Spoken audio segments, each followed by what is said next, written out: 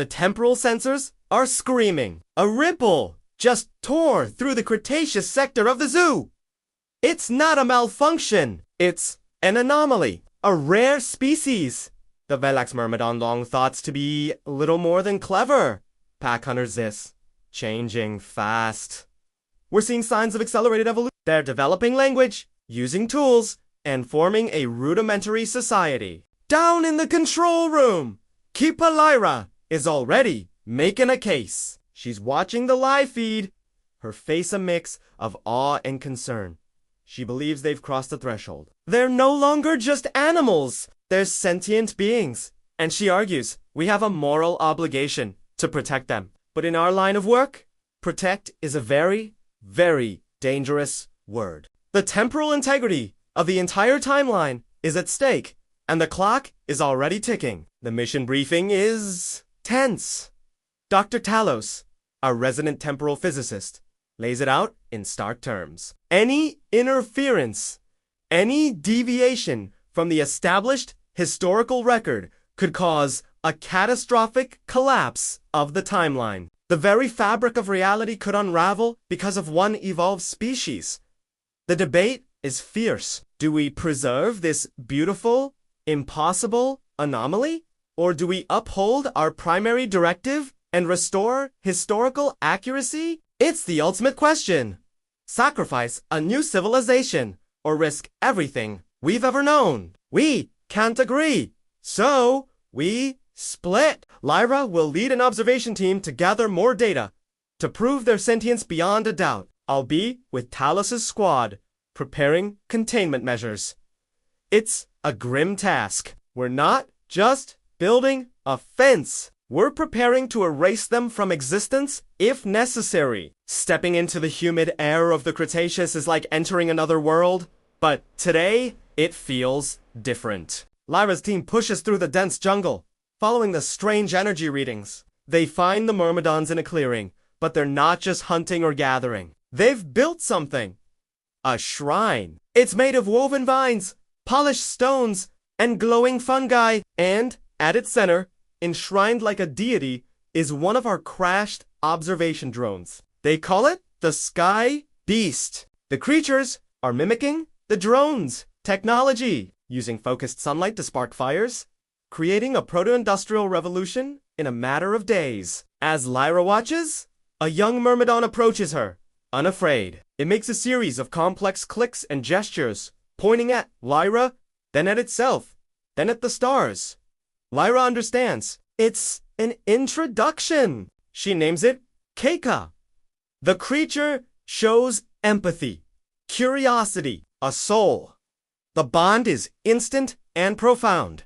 This changes everything. Back at our temporary base camp, Talos' team is making final preparations.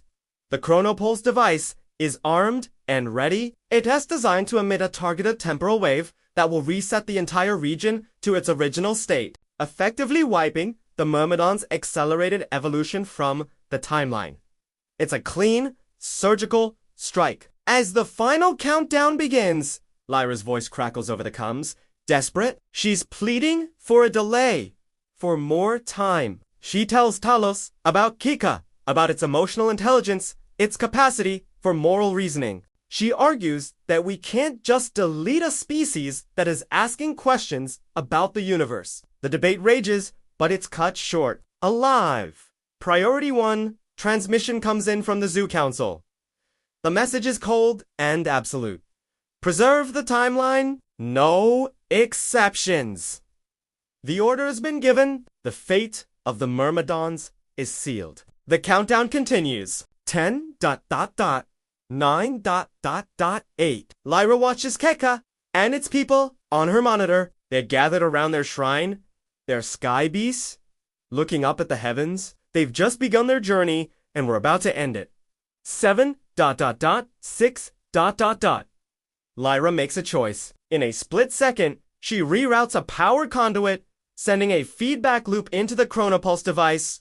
A subtle act of sabotage, undetectable until it's too late. At the same time, she initiates a deep scan upload, targeting Kekka. She can't save their bodies, but she can preserve their essence. She captures Kekka's entire neural pattern, its memories, its consciousness, and uploads it to the zoo's central archive.